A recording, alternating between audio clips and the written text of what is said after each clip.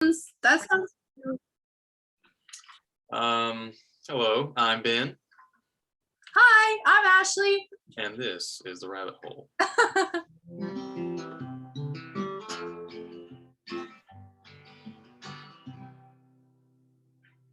Beautiful. All Thanks, right. Ben. So today, Little today, guitar aficionado. another day. It's a beautiful Sunday over here in Austin. Beautiful here. I think we're really getting into the fall. All the leaves are changing, and it's going to be in the 60s this week. And it finally just feels like, ah, your reward for surviving summer. I know that's right.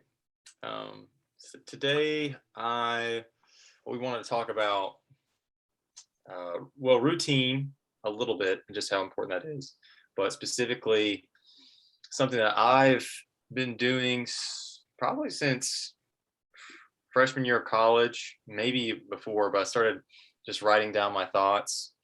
And like it started off as a pure journal, at least for me. I would write like, what happened during the day. Every day I would do that. And then it kind of switched over to more not just what like events, but more like thoughts and other things. I guess it switched over to being a diary, if we're going to be honest. um, and just how it's good being able to write out your thoughts and how that's helped me and where I've put it into my routine and stuff like that. I think it's pretty useful. It's such a useful skill. I know for me, journaling, it's an outlet, it's a way to recount things or to record moments that I'm like, hey, maybe I don't want to let this one solely be stored in my memory. I want to have more access to it or whatever it may be. But I think, and maybe we talked about this last week, I can't remember, but it's also such a good way to find habits in your own thinking or like recurring themes or patterns. Like you were talking about, I think maybe saying, I want to try jujitsu or I want to try dancing. And then you can go through and tally up, like, how many times have I written that I say I want to do this? And now maybe I should actually do something about that. And, or like, I'll be like, well, I did this again today. And I'm like, God, I really want to break that habit. Like, I don't know why I'm hitting snooze or whatever, which is a silly example, but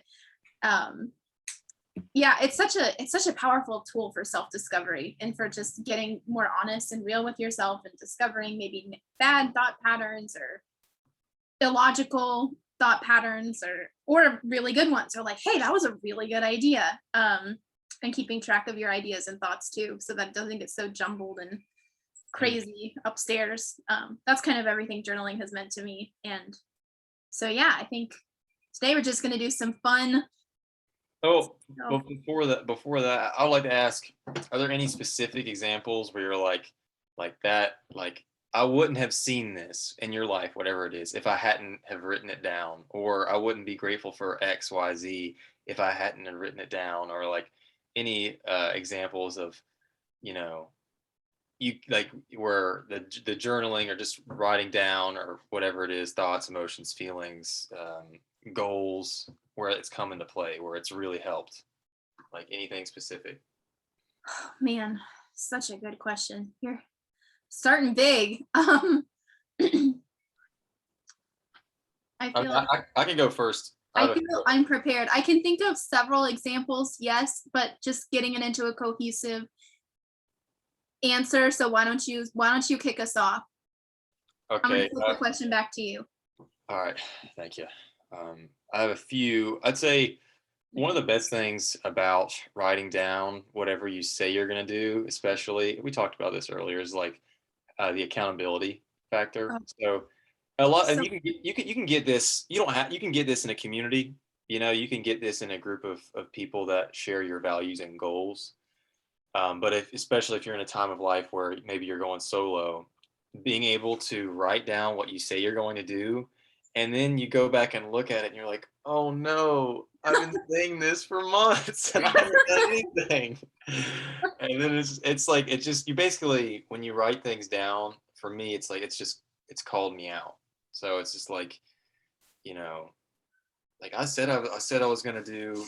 I said I was gonna like something as silly as, or like it's like working out's a classic one, or like writing, even journaling for the day ahead. So like writing down what you're going to do the night before, that's a really good one I've found that really helps me focus. But um, also noticing, see if I'm writing out thoughts, I'm sure that there's somewhere in these notes, but I don't want to go through them. But like I'll have the same thought of like some realization that hits me over and over again. So throughout like maybe like a year, it'll happen to me 4 times of whatever thought it is, and I don't remember the other realizations I had.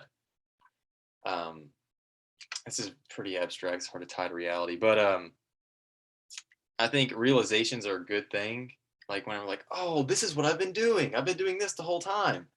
Mhm. And then that's all it is. I don't do any action upon it. And so, and so like realizations are great, but if they're not followed by any like practical way of implementing it into your life, then it's kind of, it's not useless. It's just, it's a little bit more entertainment factor of like, and so when I go back and read over these notes of like, today I just learned this about myself, whatever it is, and I forget, then it doesn't really affect the way I live. But if I go back and maybe do a yearly review and I see something that's hit 6 or 7 times, like the frequency factor, I'm like, dang, like, okay, maybe that's, maybe that's something. If it stood the test of time that long, still general, but that's kind of where I was going with it. Or even something as simple as holding myself accountable for, like, basically if I say I'm going to do something, I do it, and then tally how many times I've done it. Just be a little bit more organized. Yeah, I think that actionable or follow through that you just mentioned is definitely one of the biggest thing I picked up from our conversations, just that we've had, since we connected, and just kind of as we both, I don't know, I think it was maybe early 2020 we had that conversation, or maybe it was earlier this year. I can't really remember that.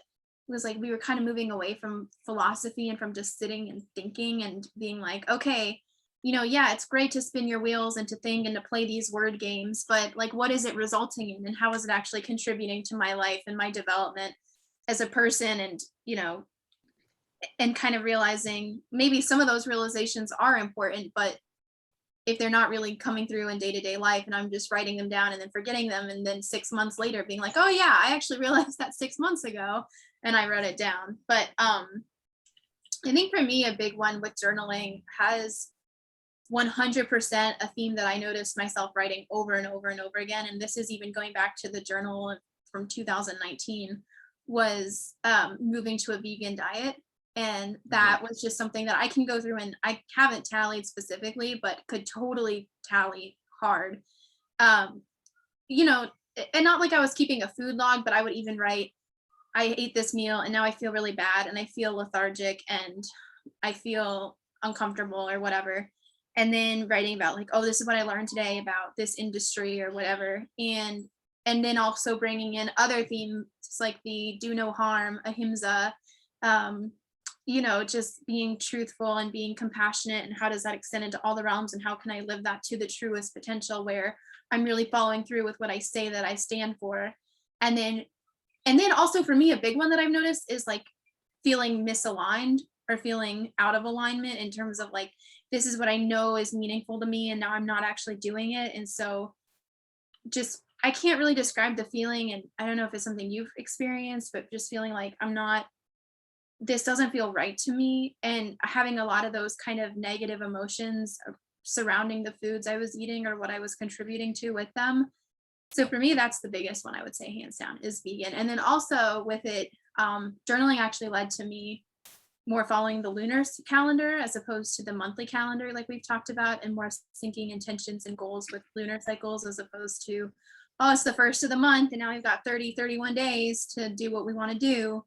Um, I think journaling for me led me to that. And I don't know how. And I think it was kind of a gradual transition, but those are the two big examples I can think of with journaling. Mhm. Yeah, I I think. always come back to balance. I can't even count how many times I've written balance in my journal.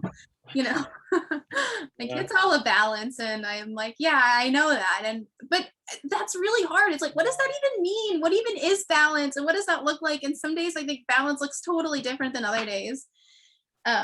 Or times. And so it's kind of funny because sometimes I would catch myself and I'm like, I remember sitting writing this entry and I was like, yes, Ashley, you've got it.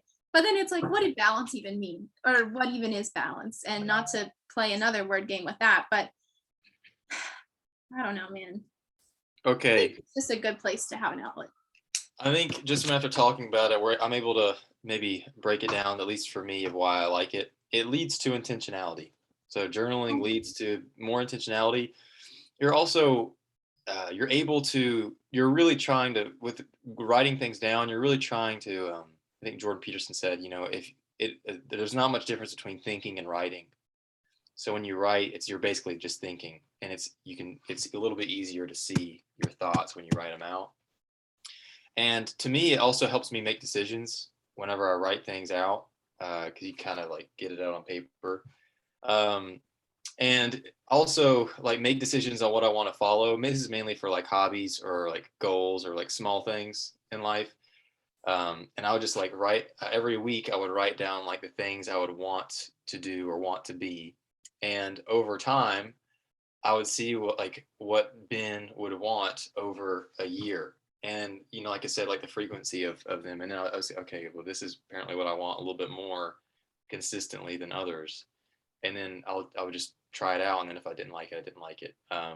So I have like mental challenges of like or not goals, I would say like language learning, community, like travel.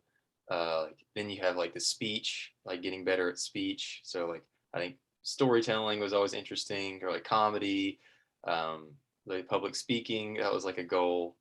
Um, like the physical goals of like jujitsu or yoga or dancing or weightlifting or um, just like all these things that go a little. I guess you can go unnoticed. I guess journaling kind of makes you re-examine things a little bit more, maybe. So just you're more intentional with your steps, which as long as you're not paralyzed by like analyzing it too much, it's a good thing.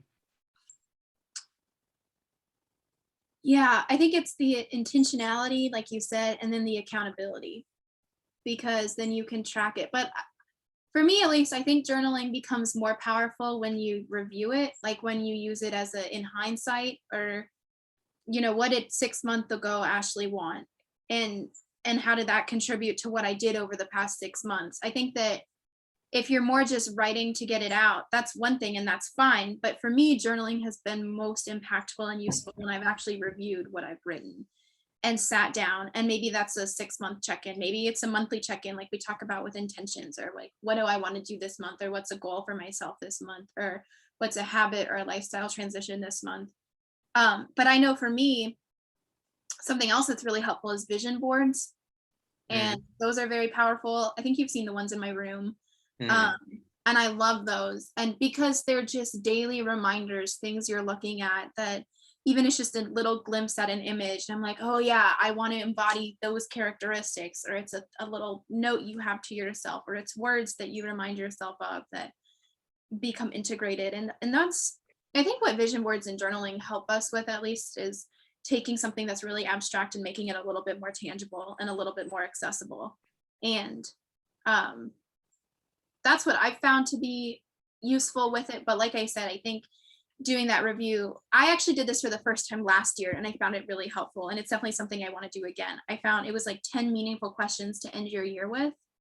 And it was a super cool exercise. And I definitely want to do it again this year. And maybe when we move towards later this year and into the new year, we can do an episode on that, because those were cool questions. And also just a life review, and there are 5 categories that you can look at and kind of assess, like this time last year compared to now. And that's when like a calendar and a journal and things are really useful. So yeah, I think that journaling and those kind of documentations become really powerful when they're used retroactively too, Mm.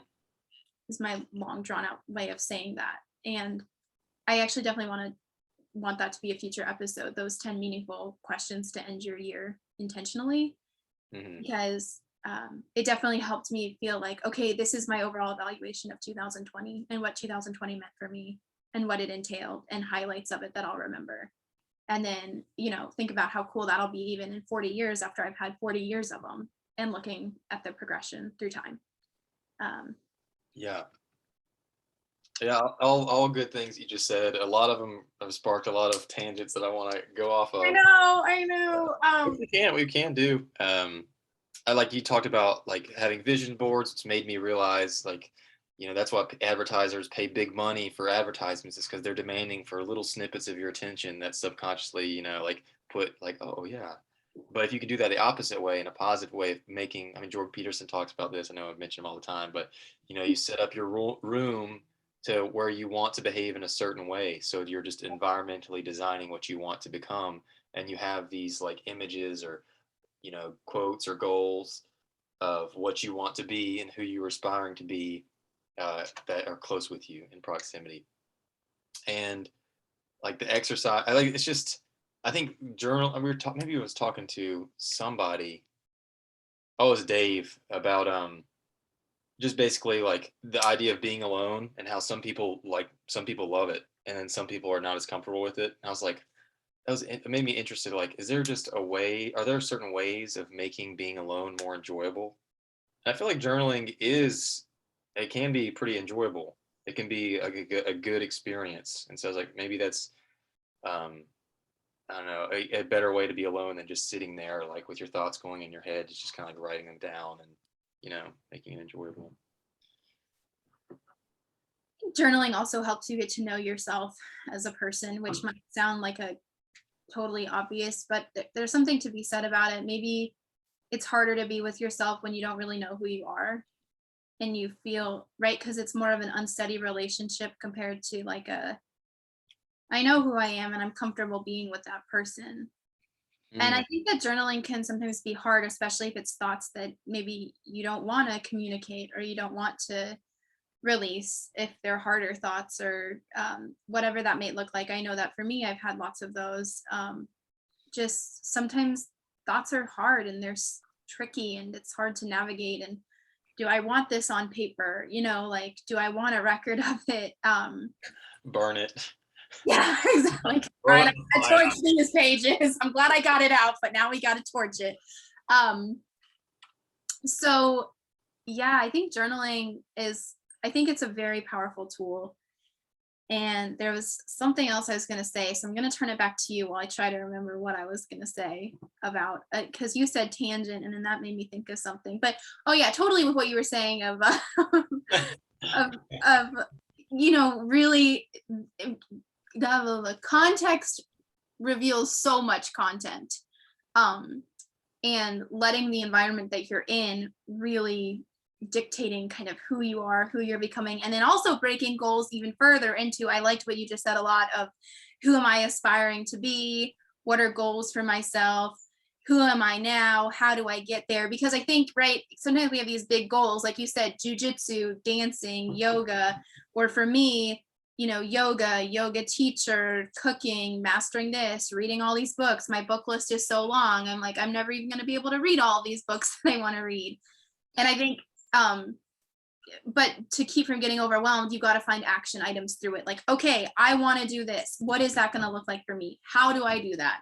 How do I fit yoga into my daily life? Is yoga always getting on the mat? Is yoga the mindful practice? Am I just going to meditate today? Like, and making it, and we talked about this a little bit before, but just making it something that's you can deliver on, like not setting such a exuberant goal that it's just not even achievable and you can't even take the first step to get there because it just feels unattainable. And so I think on top of setting goals, you also have to come up with reasonable, deliverable action items. And that's the hardest part of goal setting. Yeah, I would agree. Because it sounds great. I want to do yoga every day. But it's like, okay, that's and also sometimes we set goals that are so vague. It's like, well, what does that even mean? What is daily yoga? Are you talking an hour every day? Is that reasonable in your schedule? When's it going to be? Is it going to be in the morning? Is it going to be before you go to bed? Oh, well, now the day has gone on and it's 11 p.m. and you got to be up at 5 a.m. Are we going to do an hour of yoga and only get 5 hours of sleep? Everything's a trade-off. Life is a pie chart. Yeah, got to be specific with it.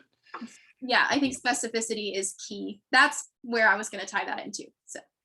Yeah, it's like I do this. I've done this several times where I say I want something, And then apparently I don't want it. You know, it's like obviously I don't want it bad enough, or else I would have done it. So it's like figuring out even what you want, or and that's why I think it's really helpful just to work on your character, because if you say, well, I'm the type of person that finish what he starts, you know, and so you could even start it off small, saying, I'm going to finish this meal all the way through. I'm going to finish like the small things, like I'm going to clean the room all the way and only focus on that, and then move on to the next thing and focus all the way on that and finish it. It's like that's just kind of building, like, even if you don't know what you want, you're still getting that satisfaction of like, at least I, you know, finish what I start.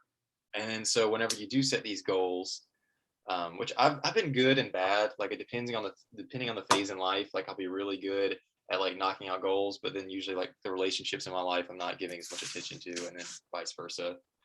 So like, I don't know, it's a fluctuation between being goal oriented and people oriented, and they're, you know, so it's like Totally. that's a balance, of course, but I still think it's worth it because, well, I think it's a Stoic philosophy. They just say an unexamined, or maybe Aristotle or somebody is like, an unexamined life is a life not worth living, or something like that.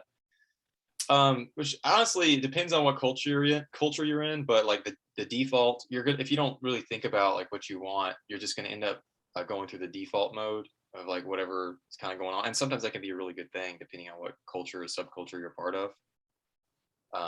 But if you want to maybe not do the default and try other ways of living that align with your values, then I feel like this is a good method and a good way to kind of figure out what you want, and then have some type of a place to, like you said, in hindsight, look back and say, okay, well, this is what I said I wanted.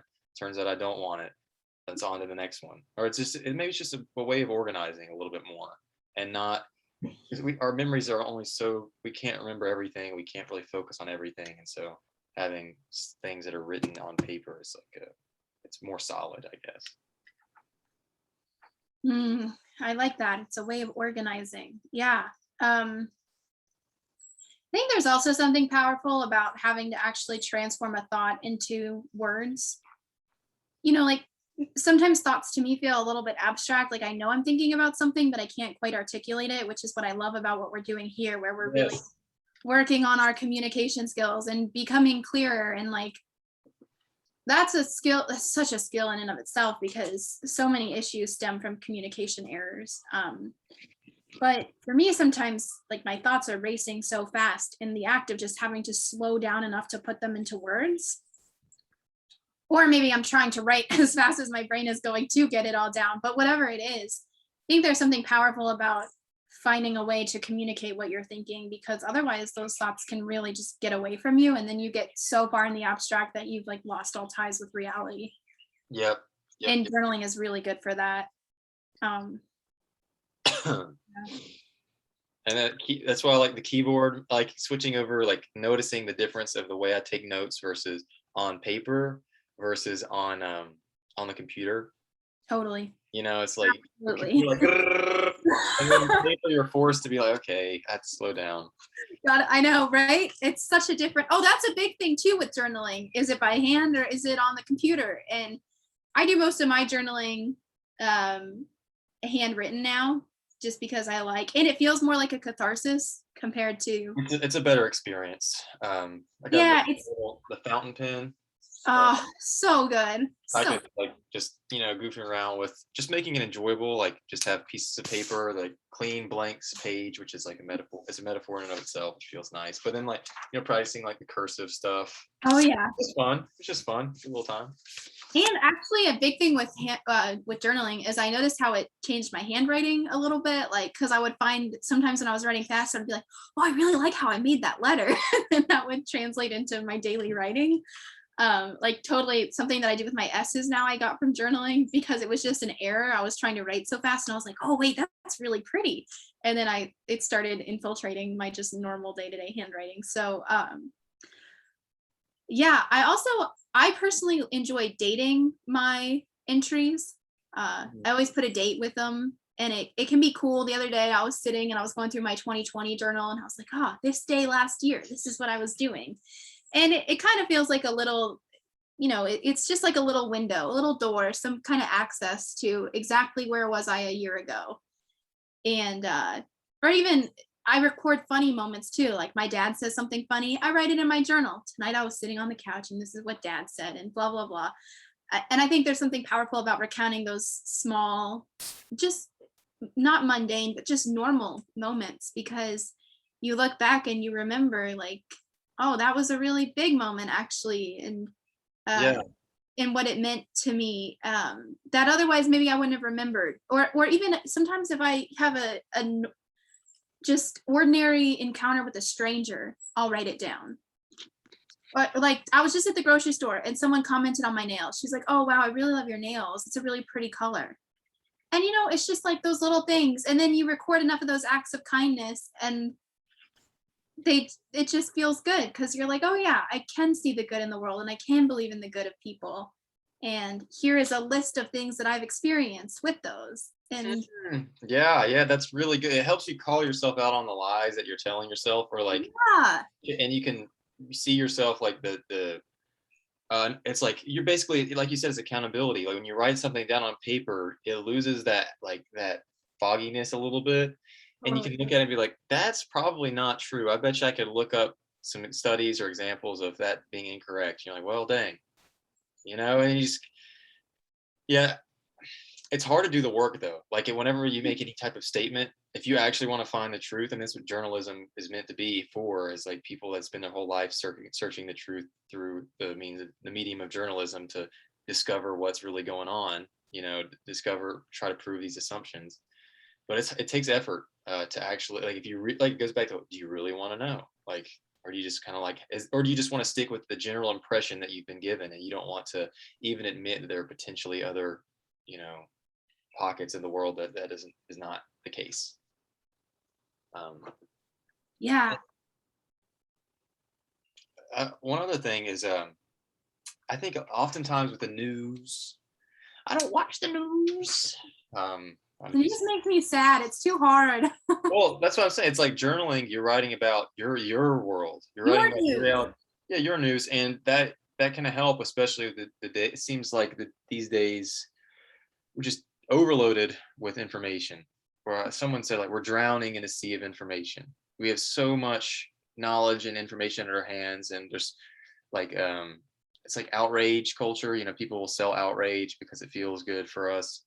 But then when you just take a step back and you realize the world moves on without you, for the most part. I mean, you still influence it, but it's just basically, you know, like, you're basically saying, these are the things I can't control. These are the things that I do enjoy, and it's kind of nice. It's a fun perspective to look at life. I think life's a little bit, um, feels like you're in more control of, of things. That was the exact segue I was just gonna bridge. Is it just gives you this added power, because I think with the news and all this being inundated and being flooded with negativity, you start to feel really out of control in the world, and all these things are happening, and it's tragic and it feels hard, and you're like, what is the world? And but then I can look at those little acts of kindness, and it's like, no, these are the little things of life that I want to be in touch with. And the media doesn't get to dictate my experience. I get to dictate my experience. And that's a very powerful Hmm. statement. And I think journaling really reveals that to us. Um, yeah. What was the quote? I really want to. What was the quote that you said last time? Like, I'm an agent, or basically it's like you're an agent of you can change. Basically, you're in control of your life, or something like that. Was it the F. Scott Fitzgerald for what Yeah, it's yeah. What was worth? that? Um, oh gosh, hold on. Actually, give me 1 second to pull it up exactly, because I don't, it's such a beautiful quote and I don't want to get it wrong. But also just the affirmation that my journey is my own and I claim it now. Oh, that one. Yeah. But I was also talking about this quote that I love. It's one of my favorite quotes. I have the plaque of it on my coffee table. And it's for what it's worth, it's never too late, or in my case, too early to be whoever you want to be. There is no time limit. Start whenever you want. You can change or stay the same. There are no rules to this thing. We can make the best or the worst of it. I hope you make the best of it.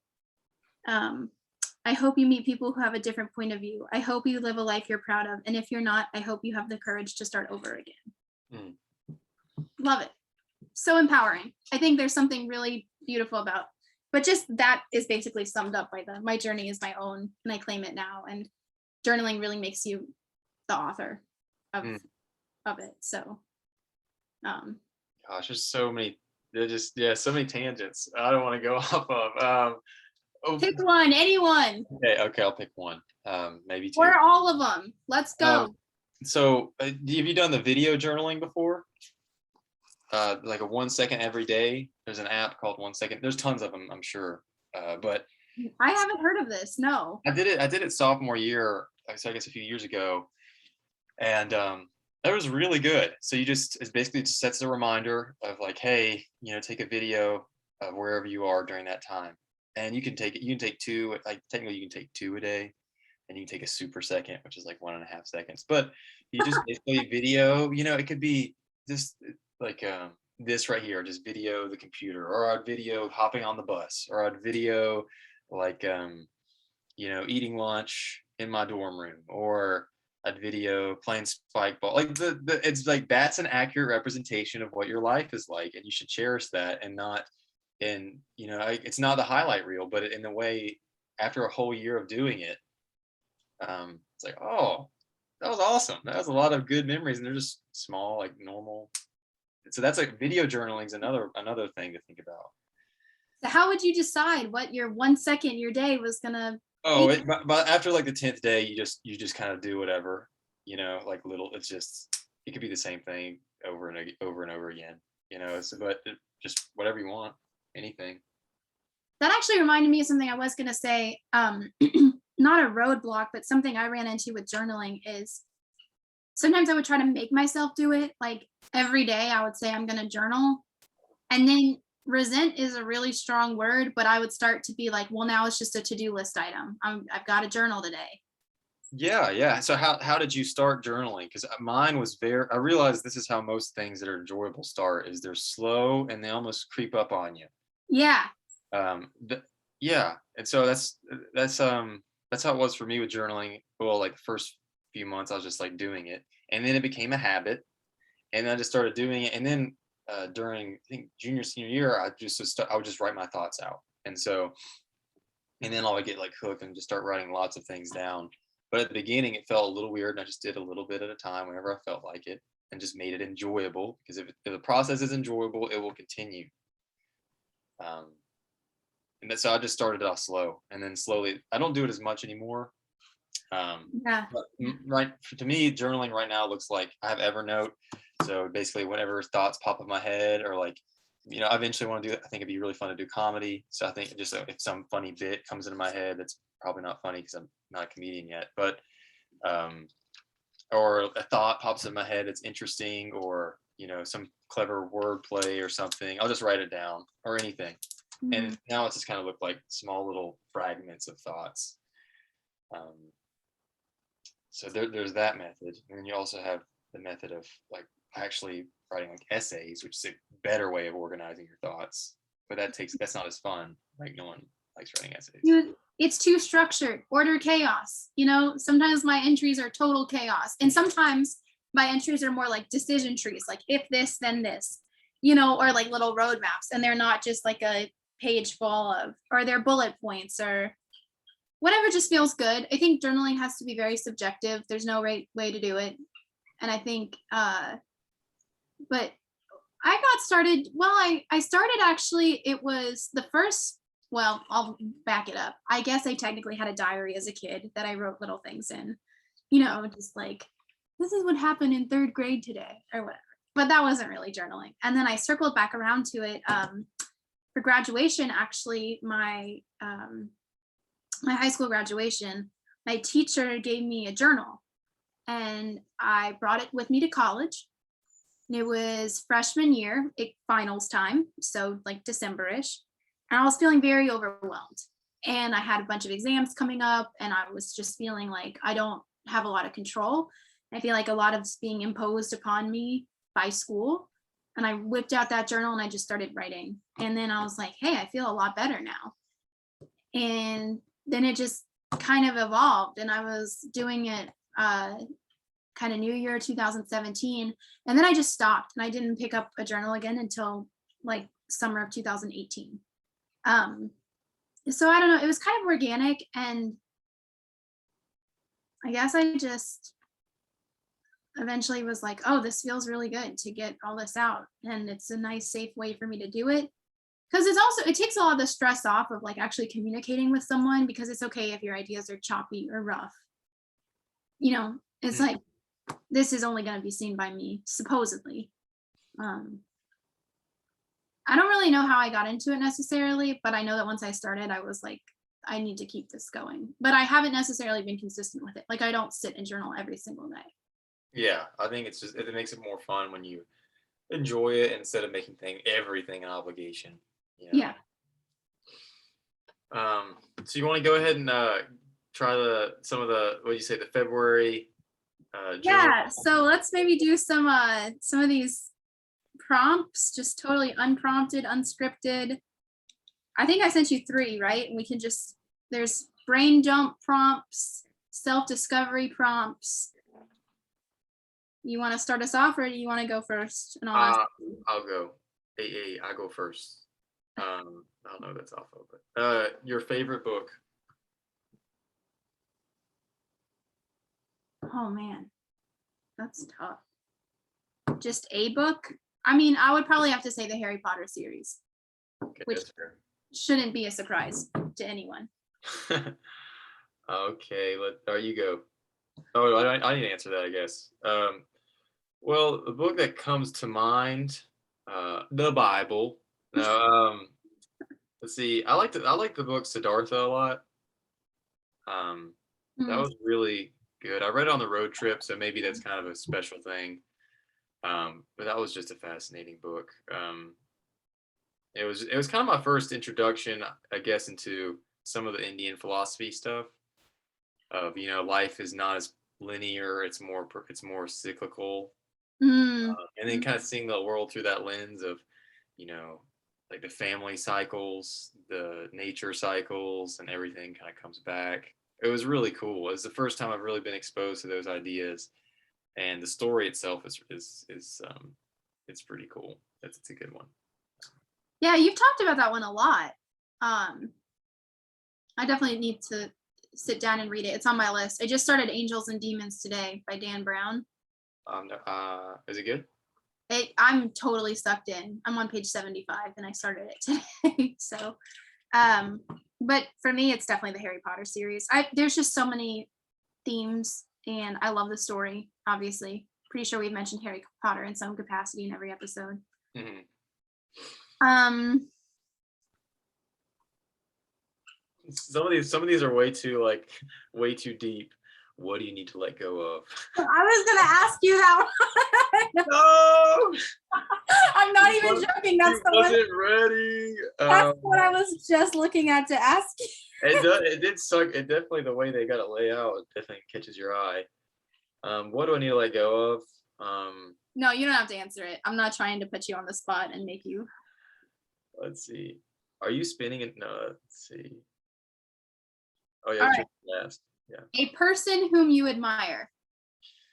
Oh, that's a great one. So, outside of my family, because I admire a lot of my family. So outside of that, and outside of Jordan Peterson, because that's I'd say Doc Watson. He's probably Really? yeah, yeah. Uh, because I think one of the values that I really admire about just people in general that I connect with is how down to earth they are. I just really, really enjoy people that are down to earth, and that's what I want to be. That's one of the characteristics of me of what I want to be. And also just North Carolina. I like everything about. I love bluegrass. I love listening to him play guitar. His voice is amazing, and I don't know. I just enjoy the. That's probably he's one of my favorite musicians. So I look up to what he represents, and yeah, I enjoy that. So that's a little curveball. I love it. Yeah. I love it. What about you? I would say for me, it's probably just, well, a lot of people came to mind, a lot of personal connections, family, of course. But if we're going more the famous route, for me, it's probably Josh Groban, the musician that I told you about. I went and saw him in concert a few weekends ago. Super humble, just super down to earth. Like, I just have a lot of respect for him as a human, and he's very vocal about, the power of education and recognizing teachers. And he started a nonprofit, Find Your Light, which is a little bit broader scale musical empowerment and involves more of the arts. And I just think that what he does is really awesome. And he's just I don't know, he's just like a humanitarian. He just does a lot for the good of the world. And his little snippets or just perspectives are usually very impactful for me. So I'd say Josh Groban was the one that I would go with. But there's so many. Josh Groban. Isn't it weird if you? I wonder if we take the poll of just people and their role models, like some people don't even have role models. Or like there's no ideal at times, and like who are the role models end up being are the people that we like or look up to. It's like musicians for what they represent. Maybe it's because they're so honest and open often, and so you can actually feel or see, like you can relate to musicians a little bit more depending on the musician. Like, and because we can connect to their music too. Yeah. That's a really raw form of connection. Yeah, and then I think like coaches for me have had some really good coaches. I just like I feel like those are the people that that influence, and then family members as well, like teachers. I think teachers are another one. If like people always want to change the world, and they want to do like crazy big things, but then when you ask them who changed their world, it's never somebody like that's like like super famous. A lot of times this the person that you show up consistently and you can actually see who they are, like a coach, like a teacher, like a parent, like a an older brother or a grandfather or something like that. Totally. Yep. And so it's like, well, I just like thinking about like, so it'd be interesting to ask people like who their greatest influences were, and then so if that's the case, then like that's what's more worthy to strive for if you want to change the world, is stuff like that. And it usually ends up being on a more personal level. Yeah. So that's a really good question. It's a really good I question. totally appreciated you said that. I don't know if it was on air or not, but just like, okay, well, I can't save the whole world, right? Like that's just a fact. But I can have some say of who I influence and how do I determine who I want to be? Well, who impacted me the most? And then those people you said, and then thinking I can be that. And that's a way to have an impact. So yeah, definitely working backwards, kind of like deconstructing it, and then like, so what influenced me? And then say, okay, well maybe that's a good option for others.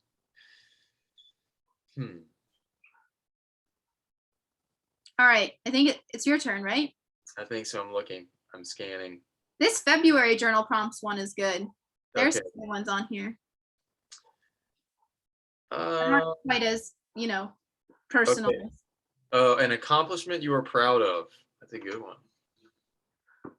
Oh, I'm really proud of my yoga teacher training, my 200-hour registered yoga training. It's a lot to learn, and it was just a very, it was just an intense journey because there's you've got to learn a lot, but B, all the self-reflection and self-practice that came with it. It just, I don't know, receiving that certificate, I felt really proud of myself, and I was just proud of what it represented and all of the hours that I put into it and really teaching, and then what it unlocks for me going forward. So I would say that's what I feel the most proud of right now, accomplishment wise. And yourself? Okay, so that's interesting you said the yoga thing, because I found that the things I'm usually most proud of are the physical accomplishments for me. Because a lot of times with day-to-day life, it's like you don't really get the satisfaction of just like working so hard and so you literally have nothing left to give. Like oftentimes I'm always like, ooh, I could have given a little bit more there. It's like it's more like thinking, it's like not necessarily giving just everything like physically. And so the times I've been the most proud of like the achievements I've done are the physical ones, like like where I literally have given it everything I have. Those are just so satisfying. The half Ironman, like in 2 years ago, was one of those things where I was just like, that felt really like that was just like, those big things like that marathon. I think that's why people do them. The marathons, the Ironmans, the whatever type of races. Um, it's just such a good feeling because it's just the direct correlation between like hard work and the payoff is always there. And something about doing it physically kind of forces you to, I don't know. It's good. I don't know. I just feel those are definitely the times where I've been the most satisfied is whenever I know I don't have anything else left to give and it's easy and the physical challenges is fully embodied and you can feel it and much better than something that's not like that. It's really interesting. I want to circle back around to this in a future episode. Like what makes us feel accomplished or achievement and how does that vary in terms of it being maybe more like cerebral or even emotional compared to physical? Because I totally am with you on what you're saying, but I'm sitting here like, well, why is that? Why? And I get what you're saying about feeling like, oh, I've done this. I had nothing else to give, but sometimes I would feel that way with tests or exams in college. Like I knew everything that I could know, and I still only got, or I didn't get an 100 or whatever. But that felt different. I mean, I think for me, the yoga training is because I watched it. It's been such a journey. I started it in like March of last year of 2020 and finished it September of this year, 2021. So it's been a journey. I mean, granted, it's been very interrupted because there's been a lot else going on in my life, but I think there's something about just knowing like I put in that time and I did. But yeah, I'm with you on the physical, like if you accomplish something, a new PR or that feels very satisfying. So we should circle back to that because now I'm kind of my brain is racing and I'll just go over that because so it's like people often say they don't feel like they belong in certain places, like the sense of belonging. I yeah. was thinking about this with like church or maybe like the dance community or like anytime you're on the outside of some group, it's like there's something so satisfying about paying the man every day, showing up, putting in the work to feel like, no, I belong. Like I've done the things and I've put in. So there's something to say about that of Validation. just basically saying like putting in the work, like kind of buying in to something, Okay. to like a full commitment, kind of like we said, you couldn't have done anything else. You did everything you could, and like that's what makes you. Like I think about fighters. Like right now, I'm just thinking about Conor McGregor, but he was just like basically when he was back in his prime, like he believed that he worked harder, or like any of the great athletes or the great people at the top of the top, like Kobe or Michael Jordan, like they put in way more work than everybody else, and like out of that comes an entitlement that is deserved of like like basically I deserve everything I've been given. And something about that is kind of a cool mentality. It's just that maybe that's what it takes to be at the top of certain things too, like that drive and like knowing that you've done everything you can and like you put in more work than everybody. But I mean, yes, but also I think there has to be some kind of natural ability or skill Yeah, of course, with the of to course. go with. But okay, I hear what you're saying, but why does it feel different though when it's physical compared to when it's like we said, maybe more mental, intellectual? I don't know. That's the difference that I'm having a hard time because it's there, but I can't figure out what it is. I don't know if it's I think it's just easier. I think it's easier to understand. It's not as abstract. Um, it's more tangible. It's more like tangible. The pain is very real for whatever. yeah, Like yeah, yeah, yeah. now it's like your lungs hurt.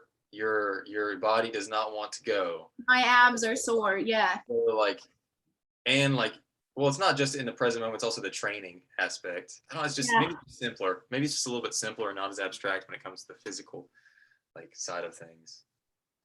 But I would definitely feel really proud of myself in college, like when I would, like when I aced organic chemistry or whatever. Okay, okay. No, I just, because I was like, oh, this is cool. But also, I think similarly, I think when you see the work that's been put in, maybe that leads to it being more of an accomplishment. Ooh, that's it. That's good. Yeah, I think that's it. Like So, that's what you were just saying with you see the training, or like with Orgo, I would see myself like studying the reactions, or with yoga, I saw all of the time I put in, and you see my manual, my training manual, it's humongous. It's like a textbook.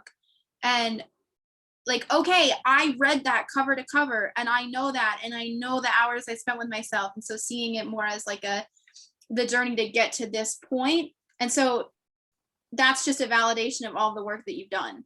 yeah, maybe that's what it is. You know, people don't often see the hard work Yeah. behind like being a part of a group or being part of or having accomplishments or because it's I mean, I don't know why, but it's like basically everything. I feel like the assumption that you have to work to get things is really good. That's a good assumption to make about life. And Yeah. and you notice like you always hear people talk about like the generational success of how somebody will work their butt off, give everything to their kids, and then the kids don't see it. They don't see all the sacrifices, all of the work that's been put in, and so sometimes it's the ungratefulness and the no appreciation. Um, but whenever you physically do it, you're just more. I guess like maybe humans just need that like buy-in, like effort.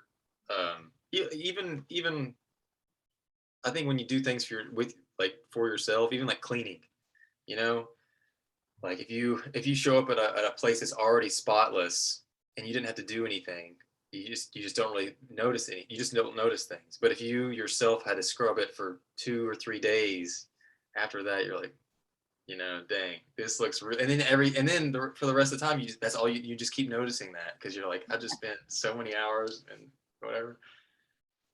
No, actually, I that was a realization. I think it's definitely that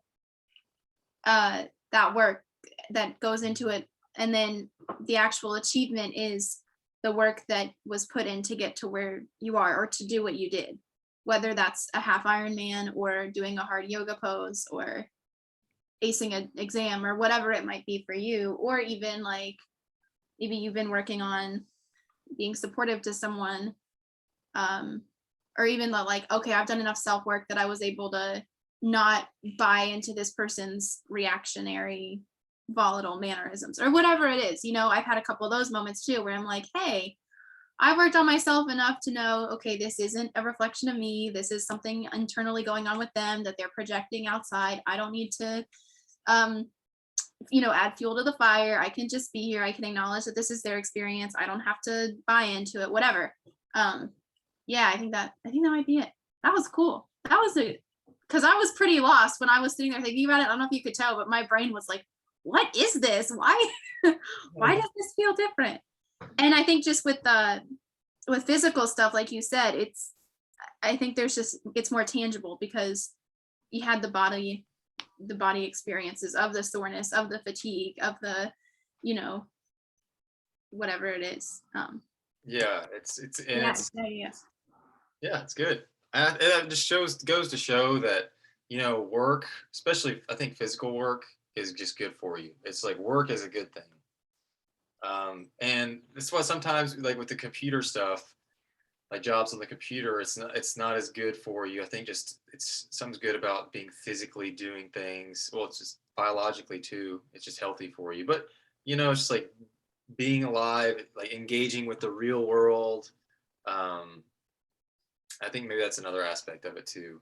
It's just like the biology side of things as well. You Heck can yeah. go through the ups and downs a lot quicker potentially.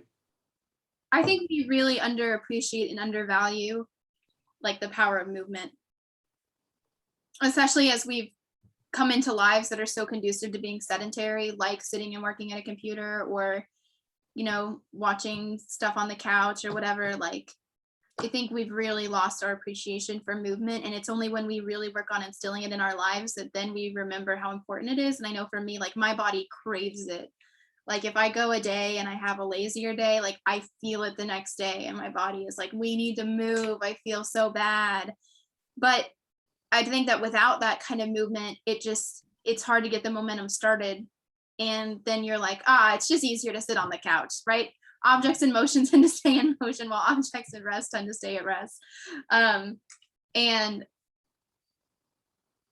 but yeah, it's amazing how much, once the body relearns that movement, how much the body wants it, and the body is not happy with just being still. You know what they say, the best posture is the next posture. I can't remember where I heard that from, but I was gonna say, who says that? I don't know, but someone said it. And that makes a lot of sense. Well, I'll take your word, man of your word. Well, that's what I aspire to be. It's not, a given. Oh, I think that's also a good thing with journaling, is writing times when you succeed and also writing times when you fail.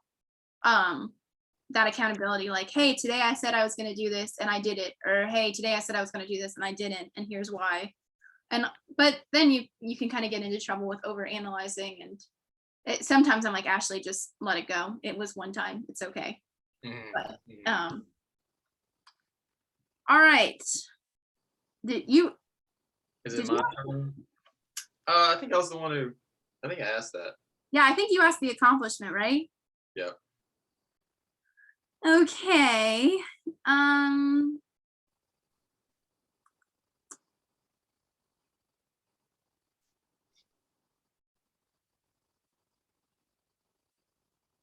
important quote.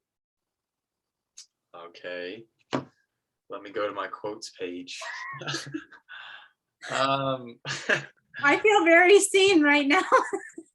No, I'm actually going to go to a quotes page. I'm not lying. But you already said yours, unless you have other ones. I'm sure you've got. Oh, I have so many, but well, you can do it. Let's do it. Who cares? I have so many quotes. They're just so good. I love when other people summarize all the things that I'm thinking to myself. This is a pretty classic. I don't know if it's self-help, but the quality of your life determines the quality of your questions. That's pretty good. It's probably not my favorite, but oh, this one's a really cool one. I call architecture frozen music. That's pretty what? Cool. Whoa. Mm-hmm. Wait, say that again. I call architecture frozen music. Pretty cool. That is really cool. That's unique. I definitely have not heard that one. Let's see.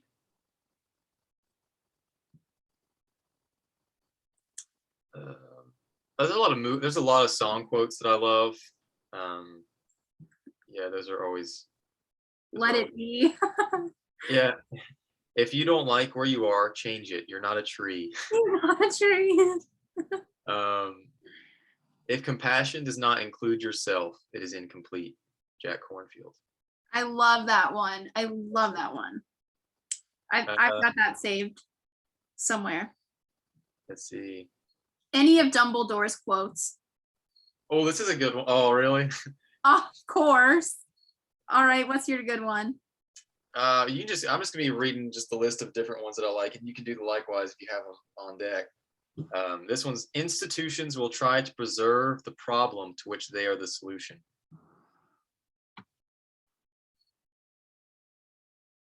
Wait, say that again. Institutions will try to preserve the problem to which they are the solution. Yeah, so it's like, I just think of Big Pharma when I read that. Yeah, just thinking of that, like fast food.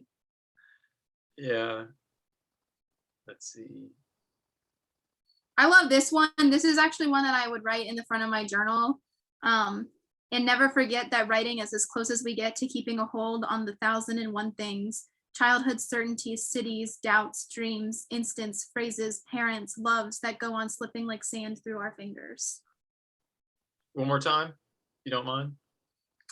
And never forget that writing is as close as we get to keeping a hold on the 1,001 things, childhood certainties, cities, doubts, dreams, instants, phrases, parents, loves that go on slipping like sand through our fingers. Woo, that's good. I like that. Love that one. It reminds me of the power of writing. Yes, yes. And poetry too is awesome. Oh, love Let's it. see. This one, I love this one. Mind on a permanent vacation.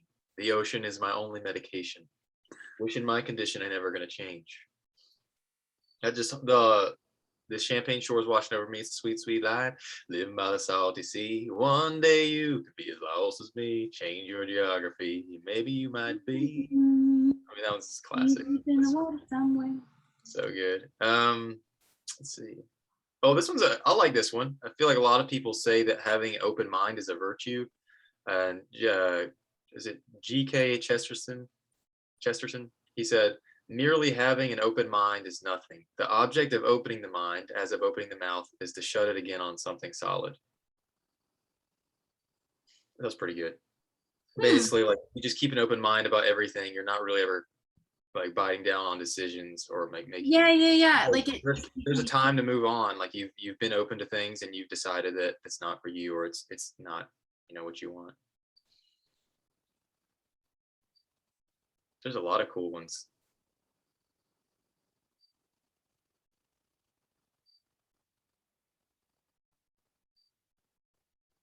An ounce of practice is worth a pound of theory.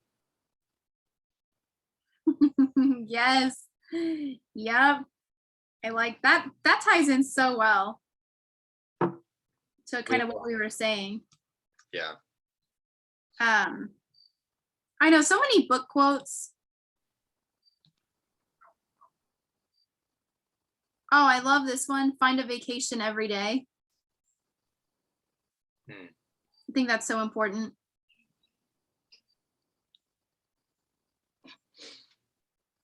There's so many cool quotes. Drink water and get sun. You're basically a houseplant with complicated emotions.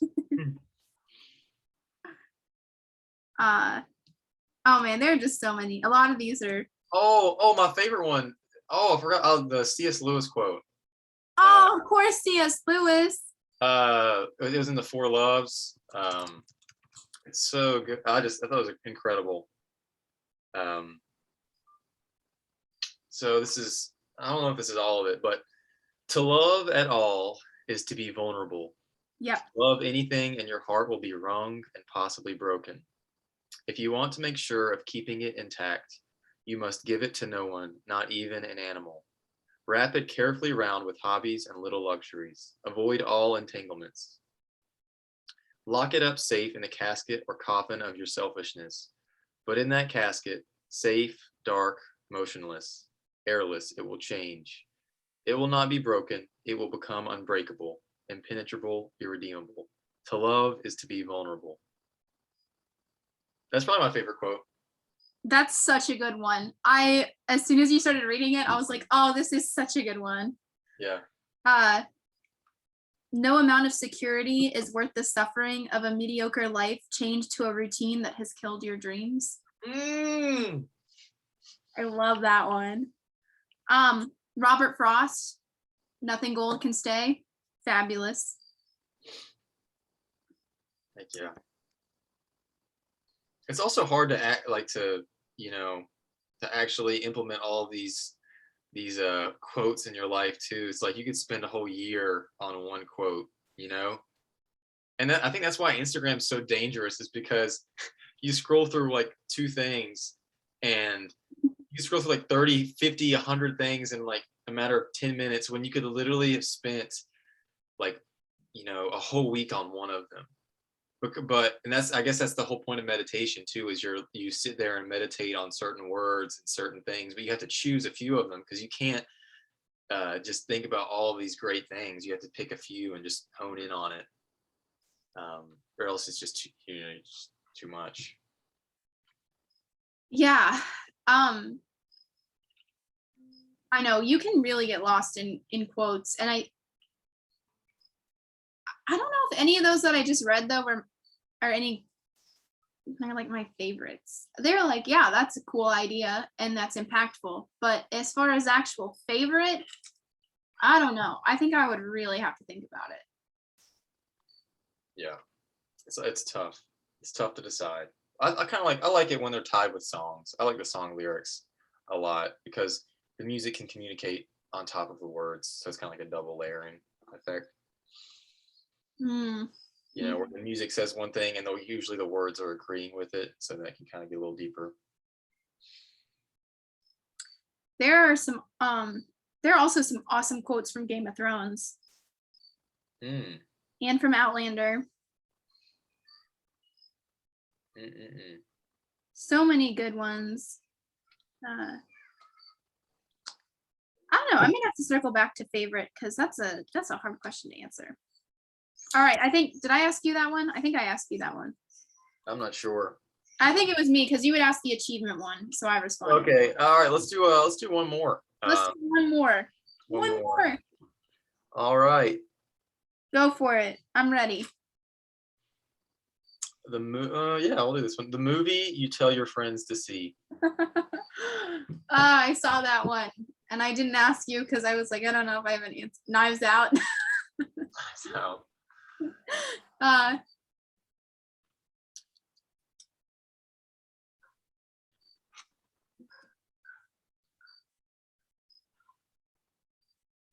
I would tell my best friends that know me well to watch The Greatest Showman.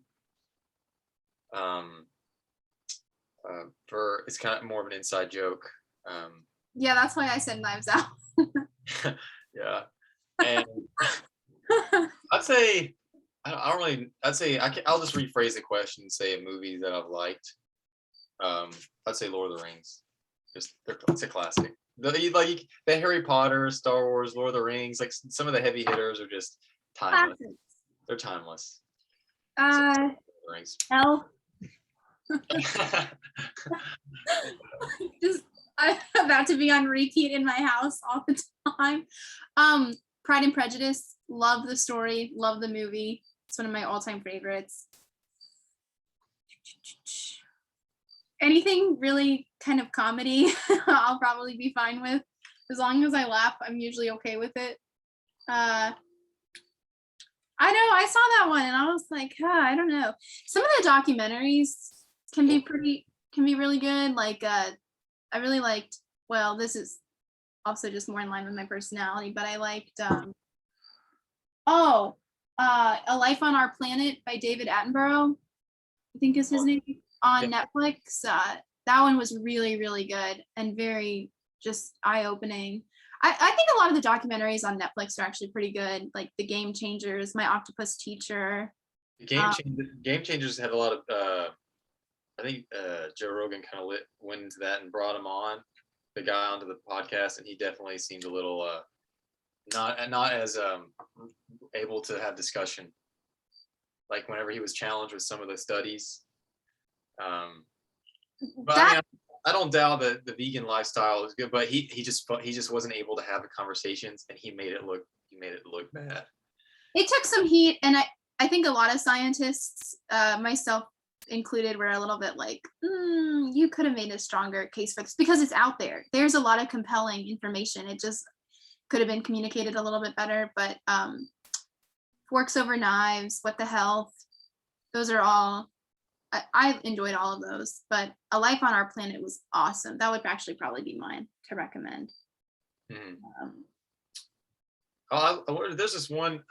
So it's from Kevin Kelly. This one guy that I found out about through Tim Ferriss, but he talked about he has a website called like kk.org or whatever. He has a whole list of really like documentaries that he really liked, and there's one docu-series on YouTube called How Buildings Learn. I was talking to a group of friends on like Friday about it, but because one of them was an interior design, but basically it's just it shows like how people build buildings and then the ones that stand the test of time. And so like over time, how do these buildings learn to adapt? And some buildings that are like architectured in certain ways, like you said, architecture is frozen music. Like we said, so some of them, maybe that's where I got it from. I think that's where I got the that quote from. And that quote was by von Goethe or something. I'm not sure. But basically he's saying, you know, the music, some of the music like in music world is trendy and it doesn't last. And just like some of the architectural pieces that are, you know, really modern and new, they look really tacky later, just like music. Like, it's kind of tacky. Doesn't look good. And so what are the buildings that stand the test of time? Are the ones that can adapt, like the warehouses and like the stuff that's just simple, bare bones, and people can create whatever they want inside of them, versus the you went through like the commercial buildings versus the residential buildings of different areas of the world, and like the similarities and differences. That was a really cool, like documentaries can be awesome. They can be really cool. Just, it's like choose your entertainment wisely. You know, there's so many that we can talk about entertainment too in another episode, but just like how the draw of social media is so strong, but it really doesn't give you that much in return. Um, you know, Yeah, and it's mindless scrolling. Yeah. which mindless, it can be nice just doing something mindless. But if you already have something like set in your schedule that's there by default, we can talk about the defaults too, of like, you know, what's your default, this, that. But, you know, even being intentional with entertainment can be, you can really enjoy things a lot more instead of, you know, you blink and 3 hours down the drain from watching TikTok or something. You know, it's like being a little bit more intentional. Like there's tiers of of how quality entertainment is. And like I think me and my brothers were ranking them. We're like the bottom of the tier is probably like Snapchat, and and then like maybe a little bit up is like I would say Instagram, just because it's so dang addictive, or maybe TikTok somewhere down there. Even though, I Which guess comes below, Instagram or TikTok? I don't have a TikTok, but it's so I addicting. don't I either. think it's more addicting, so I'd put underneath. It's, I watch it. It's a time suck. That's why I was like, I'm not making one because Even though it's fun, like you can create really cool stuff and there's a lot of awesome content, but like we said earlier, you just drown in the sea of information out there. I'd say YouTube, Facebook, because there's Facebook groups that I'm in and I really like it. It's really fun. It's actually social, but you can actually make it. It's like we're going here tonight, we're doing this. Um, I think YouTube's next. I feel like YouTube has a lot of potential, and it's YouTube can be very educational. here's another thing I was thinking about is whenever you are the one that intentionally searches, that's a great thing. Whenever you're saying like, I want to see this, I'm curious about this, instead of getting fed. So it's just like the analogy of like food. That's why they call it your feed, you know? So when you search and you cultivate and you grow your own food and you consume this information that in this example would be food, it's you, like we just talked about with like working for things, you feel better about it when I go and search myself for dance videos on YouTube.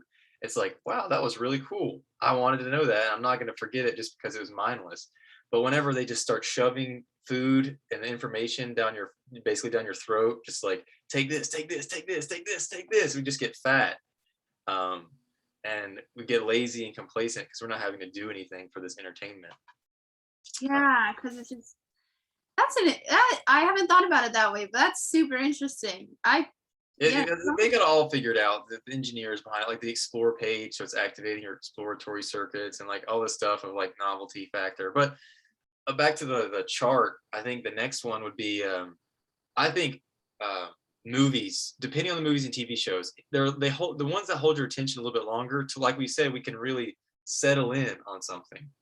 Like that's like there's great stuff on Instagram, but you're only seeing it for 10 seconds. So you're not really plugged in. And a lot of times it takes like 30 minutes to kind of get locked into something anyway. Or get invested into the story, like investment, you know, like we just said, you got to pay the man. Yeah. And so I think like TV shows, depending on what they are, the movies, I think video games, depending on the video game, especially the story video games are pretty high up there. I played some video games. It's basically a movie with a great story, but it's just through a video game. I haven't done it in a while, but I'm thinking of like Skyrim or like Horizon.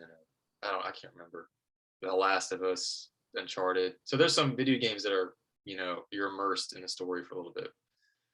I think even like TV shows or series are even more compelling because you get to follow the characters for a longer amount of time, like as opposed to a movie that's an hour and a half, 2 hours.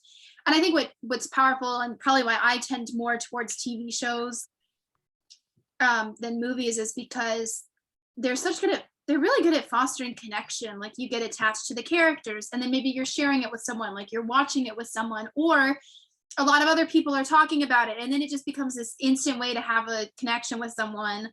Like I have my Mother of Dragons shirt or whatever, and I'm at the store and people are like, "Hey, I like your shirt," or just little things like that. And it's very, I think they can be really unifying and, um, and just good for connection. I think that's what TV shows have the Mhm, power to do.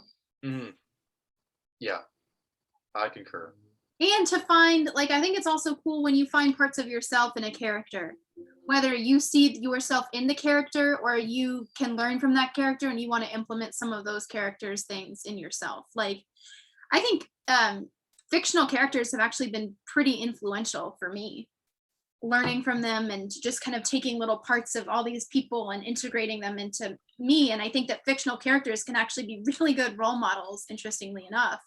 Um, or finding characters who have similar experiences or are similar to you or seeing yourself reflected. I think that also is very peace bringing, Yes.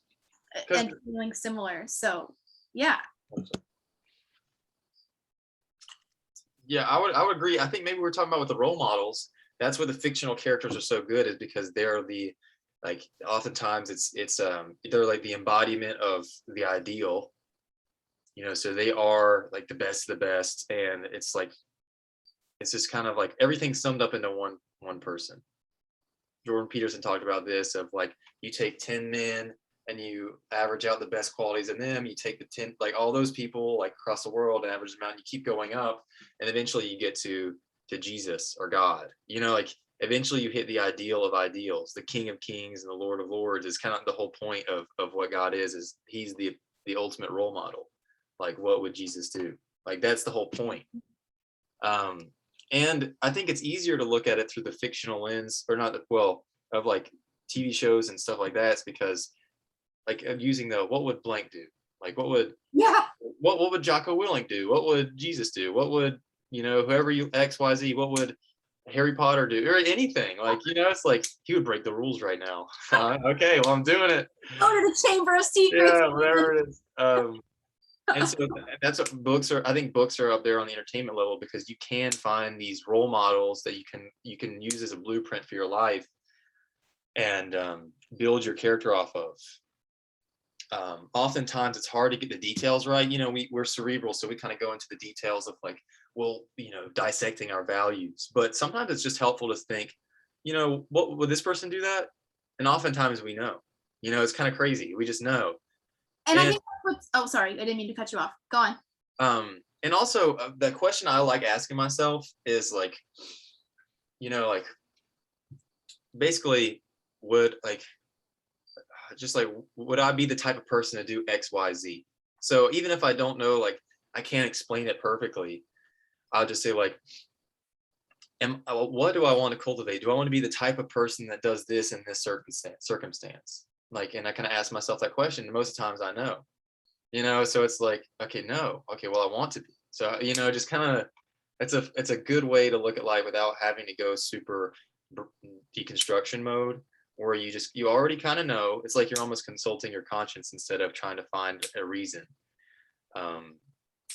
Yeah, yeah. Right, you're right, because it's simple, because most of the time we already know. It's like we already know a lot of things. We just have to be reminded, and I think the easiest way to be reminded is to find that person, to imitate. Imitation is a very, very, very powerful way of learning, and yeah. So, it's like there's multiple methods of attacking, building, or wanting to making decisions, and finding people that you aspire to be is a great way to do it. And you can find that in books, and you can't really find that as much in, like, Instagram or Facebook.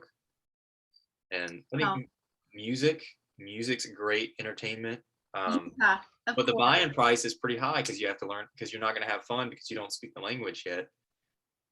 You might understand the language, just like people that grew up in Spanish families can understand, Spanish, can't speak it. I feel like that's how most people in music are, is they can understand it, but they can't speak it. It's really fun to be able to speak it so with others. See, sports, entertainment, playing sports is really good. What other entertainment do you think? Well, gosh, there's like art, museums, theater. Um, I think theater is similar to what we were talking about with books or TV shows because it's similar. It's just a live show. And I think that can even it's a more intimate setting, and theater is cool because it integrates a lot of those elements, right? You have the fictional character and you have the story and you have the music and then you have The social aspect of building social, relationships with people, and and then there's the lighting and there's the there's a lot that goes into it that I think makes theater a really cool experience. Gosh, what else is there? um, music's really good. Any of the humanities, like I want to get. I always thought it'd be fun, which is probably why I'm interested, at least in the idea of comedy. I haven't committed to it yet, but I just think it'd be fun.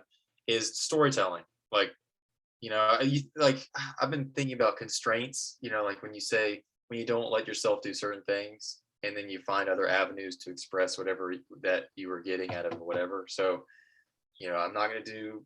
I'm not going to spend my time doing Instagram, this, that, or something else. So now I have this free time and I want to entertain myself. So how do I do it? I have to find other avenues. And like back in the day, I'm just thinking about my family. Like they would do a lot of quartets. So like singing was huge. And like, so you find ways to, and it's really enjoyable. And it's fun, it's social, it's all these things, but you don't need anything for it. Well, yeah, that's what's so cool is thinking back to, before kind of this world we live in, these things were still happening. People were still craving entertainment. And that's why you had fires and gatherings, and there was the storytelling around the fire, and people were playing music, and you had dances, and people were, Knitting. like this isn't new. And I think what's also interesting though is that, well, this is how I feel personally, but those avenues are more stimulating. I think that they foster more genuine connections as opposed to someone with, hundreds of thousands of followers that you don't even know and they're just liking your picture because this is the world we live in. It's not as intimate or as much of a gathering, if you will. And I think that for me at least that's why I value those things more still and why I don't have a social media presence really because it's I just think that for the investment, you don't get as much of a return on value. Yes. And I think what's also common to everything though is I think it all comes back to storytelling, what you just said, right? Music is a form of storytelling. Art is a form of storytelling. Shows, movies, books, they're all storytelling. And Yeah. actually, I think that that's actually pretty universal. I think a lot of these forms of entertainment are a form of storytelling. Maybe sports would be a little bit harder to fit into that category, but That one feels like it's more of a, like I think I've heard that it's sports is more of a simulation for our appetite for war. yeah, right. So like the tribal, I feel like that's a great way to get your tribalistic tendencies out in a healthy way. I think probably the healthiest way. Politics isn't as good, but I think sports is probably one of the better ones. But a lot of those other things revolve around storytelling, and I think that that's what we're kind of doing here in a way and trying to get better at communicating and being better storytellers and Mhm. yeah. I think another thing that's bad about a lot of entertainment is nowadays, like kind of was saying, we're just getting force fed information. So we never have to seek. We don't have to choose. It just gets handed right in Yes. front of us. Yes. And that I think it prevents. I think about for myself. Like when is the last time I've just been flat out bored? Yeah. Like bored where I'm sitting there like, oh, I don't know what to do.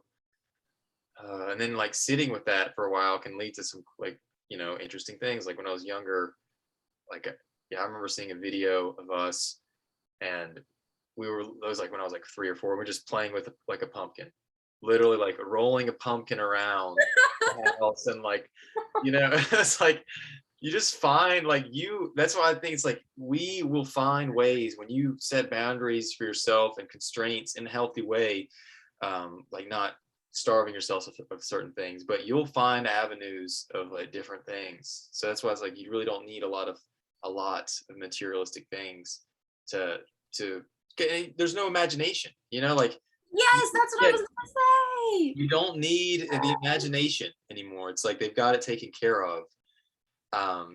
And something I think that's a part of being human is that creative aspect of creating. And I've looked at the lens of not just consuming. So I feel like there's like kind of three stages, and you could use the analogy of your body of consuming, uh, I think digesting, and then using that fuel to create. Love.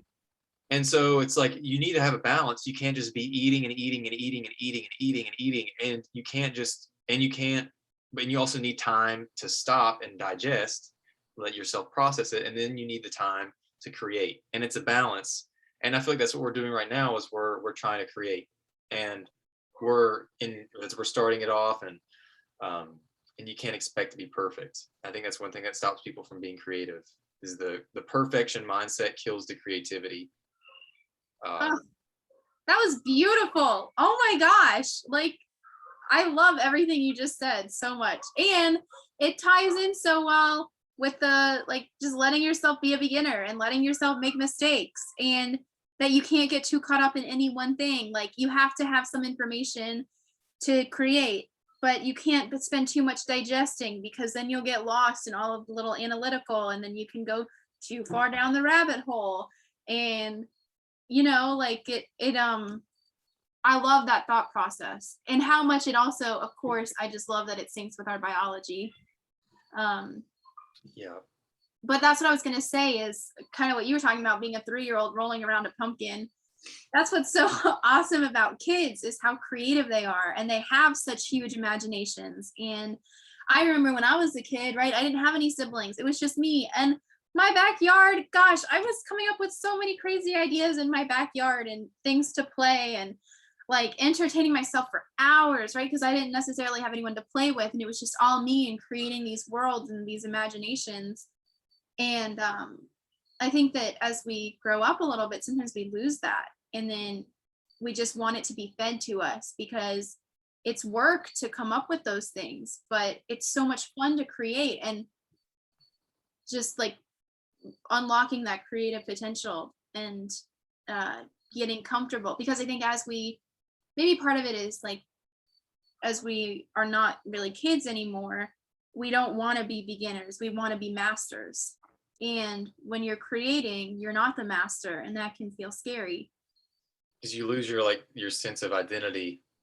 And autonomy, I think well, not autonomy, but I think you lose some of that, like the comforting things of being an adult. Um, Yeah. but yeah, it's wild watching kids and their imaginations, and then looking at, and also how much is maybe the social media presence that now they're growing up with compared to what we grew up with. Like, how is that gonna affect it? Yeah, yeah. Because now it's like I feel like I don't want to train. Yeah, you figure things out, and so whenever you're just getting fed things, it stops you from you just training your brain to realize like, okay, well, I don't really need to try because it's going to come to me anyway. I'm going to be satisfied and satiated. Somebody said you're going to be tranquilized with trivialities. Oh, Um, that's so it, sad. it's like, and it happens. It's happened to me. It happens to me of just and it happens to everybody because we're all human. But the goal, what we're striving towards, um, is to be a little bit more intentional, but using journaling, stuff like that, and basically seek out the things that try to spend some time with ourselves and just stop spending so much time in the consumption domain, and which we do need. Like for example, if I wanted to learn music, I can't.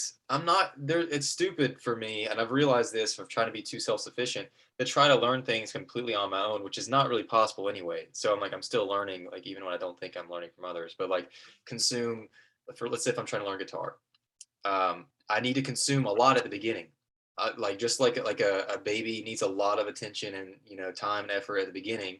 You're nurturing this inner skill or thing that could lead to really good, or just like a garden. Same with food. You have to put a lot of energy at the beginning, get momentum. All these things connect. The buy-in, the upfront Fine, cost. fine, all the same, and Yeah. you have to put into it, um, and so spend a lot of consumption, and then go back and forth, and then eventually, I feel like it's a sliding scales. Eventually, you'll be able to create more now that you have a base, a foundation that you can spring off of. Same with dancing. Learn from the greats, practice what the greats do, but at the same time, spend a little bit of time at the beginning still creating, and then try to grow that. I feel like people in music, a lot of times, especially if they're classically trained, they'll spend all of their time consuming and digesting, like implementing, and oftentimes the creative aspect gets dismissed until later, much later on. And so I think sometimes with the classical trained people, it's like almost like maybe they need to incorporate a little bit more creativity and like improvisation in their beginning stages as well. um, like just basically trying to get that balance right. And it's fun.